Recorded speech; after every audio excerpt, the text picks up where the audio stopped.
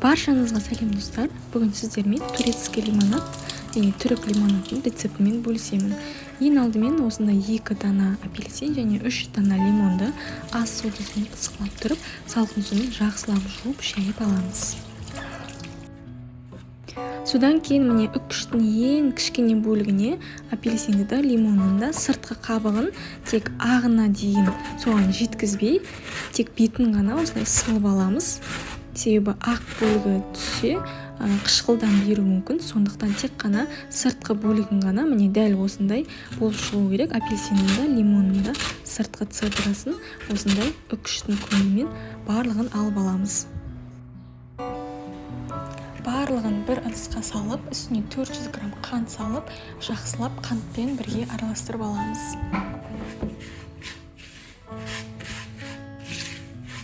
Ала 5 литр суды қайнатып, толықтай суытқаннан кейін, міне үстіне бір 2 литрдей ғана су құйып, барлығын жаңа қанты ерігенше араластырып, бетін жауып, тоңазытқышқа 2 сағатқа қойып қоямыз.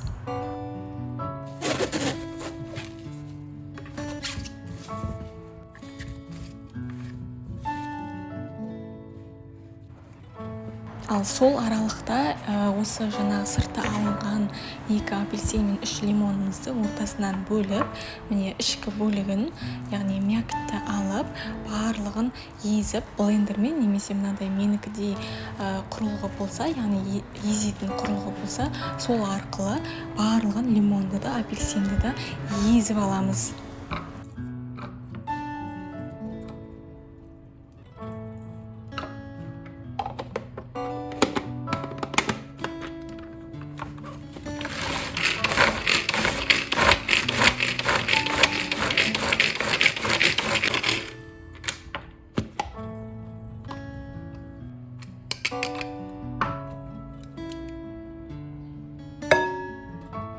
Және де достар, менің каналыма үлес қосқыларыңыз келсе, қазақ тілді контенттің одан ары дамуына үлес қосқыларыңыз келсе, менің каналыма жазылып, лайк басып, қоңыраушаны басып, өздеріңіздің пікірлеріңізді қалдырыңыздар. Менің каналымда бұдан да өзге басқа да тағамдардың, сусындардың рецептілері бар. Барлығын үзбей қарап жүріңіздер.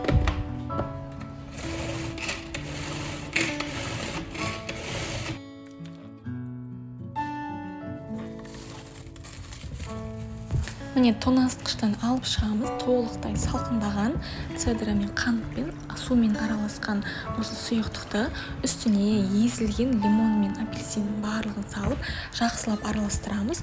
Оның үстіне жаңағыдан 5 литрден қалған 3 литр қайнап толықтай суыған судың барлығын құйып, жақсылап араластырамыз.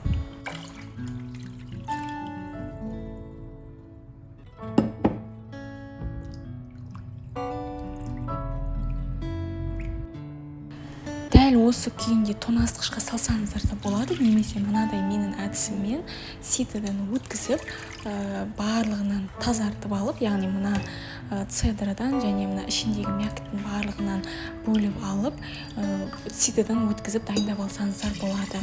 Кейіннен осындай графиндерге құйып, барлығын бөліп, тоңазытқышта салқындатамыз.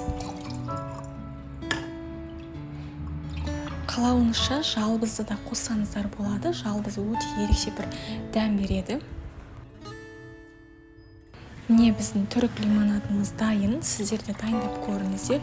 Өте ерекше әдіспен дайындалады. Дәмі қатты тәтті де емес, ащы да емес, сондай шөл қандыратындай сусын болып келеді. Жаздың осындай аптап ыстығында кереметте осындай сусынды дайындап, жақындарыңызды қуантыңыздар. Міндетті түрде салқындатып ішіңіздер. Видеоны соңына дейін қарағандарыңызға рахмет. Ас болсын.